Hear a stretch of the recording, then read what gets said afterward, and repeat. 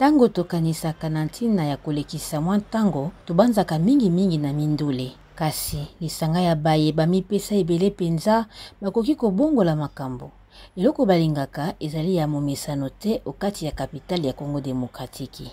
Jonathan Nyembo azali na kilasi ya suka ya kimunganga. Elenge mobali na mbula 15 azali bongo na makambo ebele ya kosala. Kasi soki mwa tango ya pamba emonani akobetaka masano ya bililingi. Je suis vraiment busy. Nazalaka penza na tango te pona makambo na salaka pona kubikisa bomoi ya batonde eleki motuya kasi tango mosusu soki tozali na iloko ya kosala te mbala moko tomibale na sanza tomilobelaka pona nini te kosangisa baninga pe bandeko kuya kosakana mwa moke kubungisa mwa mayele pona kuluka kozongisa makambo maso na alima. Nyembo, client monene ya isika ya masano na kombo ya immersion na Gombe. Bipai wapi, Paul Belingo azali bongo moyangeli. Pona Paul, ezali esika ya bosangisi batu oyo balingaka lisano se moko. Premièrement, nous trouvons la réalité virtuelle et les jeux de course. Yambo tozali na réalité virtuelle. Ezali na baje ya ba course ya mituka, baje ya mission, masano mabitumba, pe ezali na baje ya foot. Ezali pe na Oculus et ezali appareil ya 360 degrés. Kasi talo zomi ya dollar na ngonga moko esengami awa ekoki bongo na libenga ya moto nyonso te. Christelle Nidem Kalanga azali mobeti ya solo. Pona ye lisanga ya ba gamer ya Kinshasa ezali na balolenge ebele.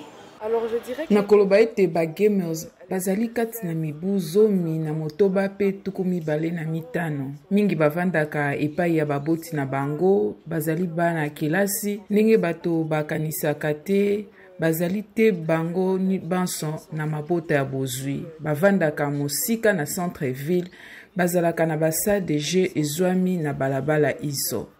Tozali epai ya Jogo Marcelo, esika ya masano mosusu na ba client pe mosusu. Kasi bolingo ya lisano se moko.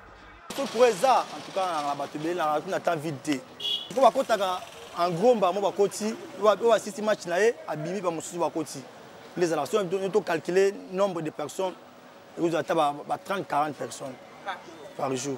Marcelo afungola esika na ye ya masano na 2014. Lolenge pona ye ya kozwa mwa eloko pe komisunga, kosunga pe bilenge na lisanga ya mabe.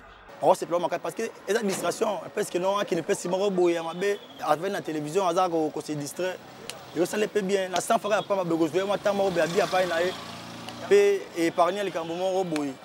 Donc contribuer kaka na jeunesse mboka. Kalanga amoni na masano ya bililingi libaku malamu mpona bato bapesi misala ya Congo. Actuellement, l'économie du jeu vidéo pèse. Na mikolomi kita ya ba jeu vidéo ezali koleka milliard kama ya ba dollars américains. Pe Afrika ezali kaka na pene na 4%. Na kanisi ete ezali na marge monene pona kokende liboso na makambo maye. Talatina nazali kolamusa mayele ezala ya bula matari to ya baboti. Ya ba gamers to ya ba artiste ete libaku lindamu ipesameli biso na makambo maye. Lokola Marcelo, Kalanga asosoli ete bolingo ya lisano ekoki pe kopesa mosolo. Eleki mbula mibale mosali oyo ya marketing pe communication ya mbula tuku mibale na misato alengelaki pona mbala ya liboso komikon ya Congo na kombo ya Manga & Geeks. En tout cas, entre l'édition de 2018 kati na édition 2018 na ya 2019 na bakisaki mbala misato motango ya bato bayaki. Nazalaki kozela yango te, nayebaki ete ezalaki na communauté kasi nandimaki penza te. Tango nasalaki édition ya yambo, namonaki ete ezali na ekonomi ya solo sima na yango. Ezali na mabaku minene ya solo, namonaki ete industrie ya ba jeux vidéo ata ya bande dessinée ekokaki kozala eyano ya kita pona mboka lokola ya biso. Pona baye balingaka masano ya bililingi na Congo, botombwami ya ekonomi na eteni oyo efandi na lotiliki ya malamu pe connexion internet ya motu ya tepe malamu. Miyango soki ebongisami ekoki kobenda ba investisseur ya bapaya pe kosunga wenze oyo ezobotama. Nathalie Sekabuoro Simurabiye pona VOA Afrique, Kinshasa.